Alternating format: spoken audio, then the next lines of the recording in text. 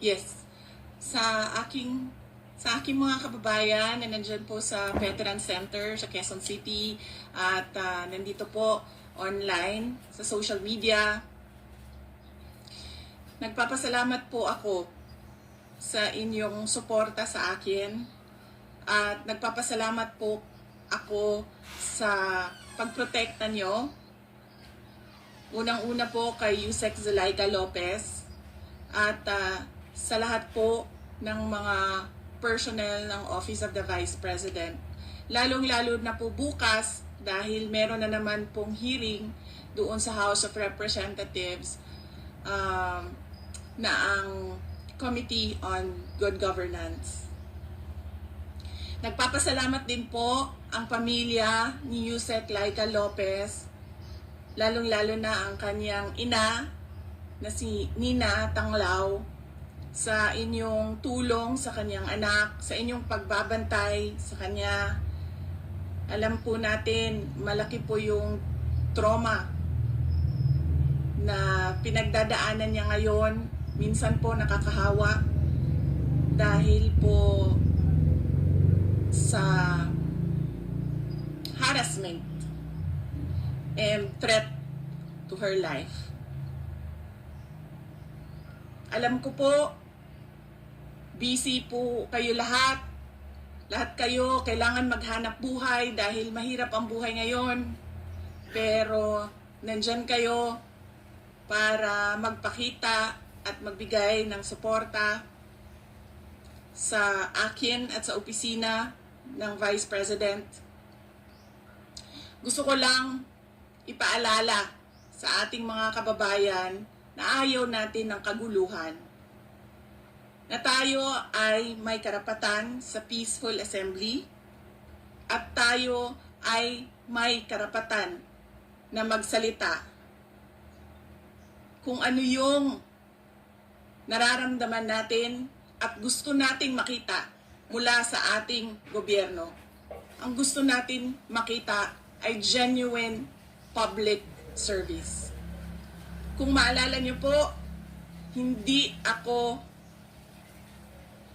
sumama o sumali kahit sa anumang panawagan ng pagtanggal sa Pangulong Marcos sa kanyang pwesto.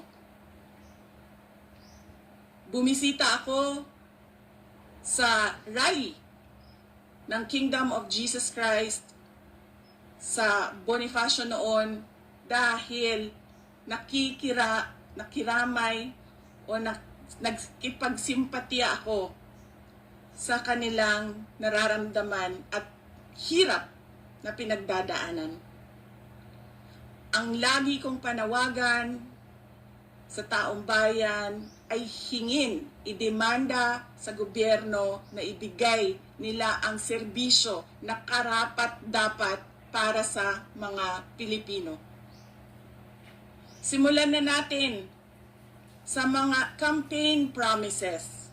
Dapat po, pag ang politiko ay nag-promise na magbibigay ng 20 pesos per kilo na bigas, dapat ay tinutupad yon dahil binoto ka ng mga tao base sa mga sinabi mo, base sa mga kampanya mo.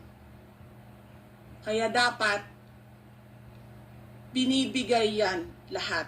Kung ano man ang sinabi ng isang tao, ng isang politiko, ng isang kandidato sa entablado, dapat nakikita yan ng taong bayan.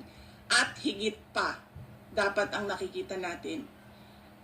Hindi tayo dapat naghihirap, hindi tayo dapat pinapahirapan, kundi dapat nagpapakitang gilas ang ating gobyerno na sila ang pinakamagaling pagdating sa hustisya at karapatan ng mga mamamayan at kabutihan, kaunlaran at peace, kalinaw, kapayapaan sa bayan.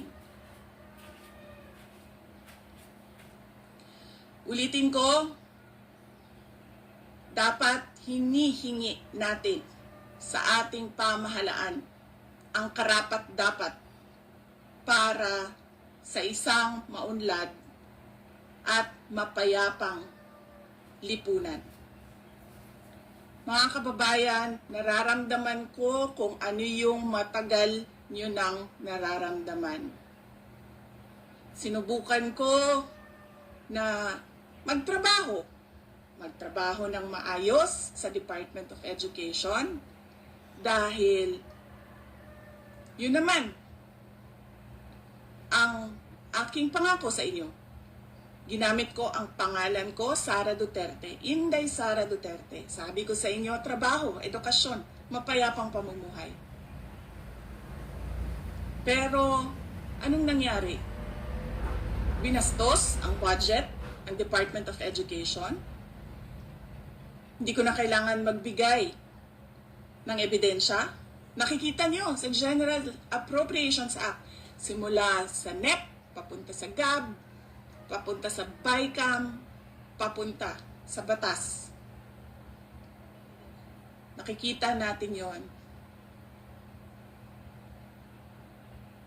Dapat hinihingi natin na matino ang mga namumuno sa atin. Sinabi nila, ako daw ay krung-krung. Ako daw ay baliw. Ako daw ay wala sa tamang pag-iisip. Ano bang sabi ko sa inyong lahat? Psychological test, kahit ano yan, neuropsychiatric test, kahit anong pang test yan. Gagawin ko yan. Dagdagan ko pa ng drug test.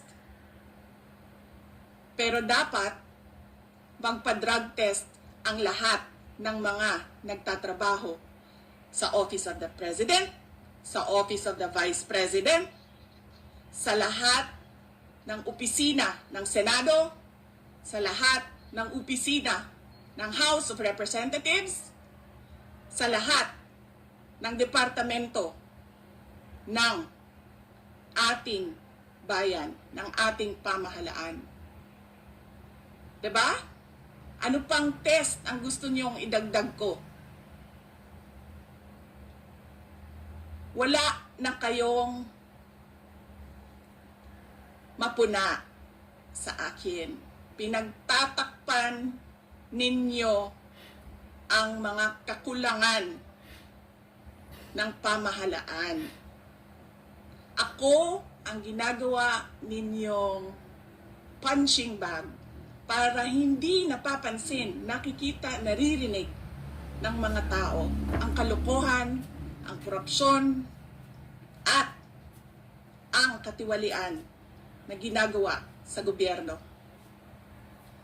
Magpa-drug test tayong lahat sa harap ng taong bayan.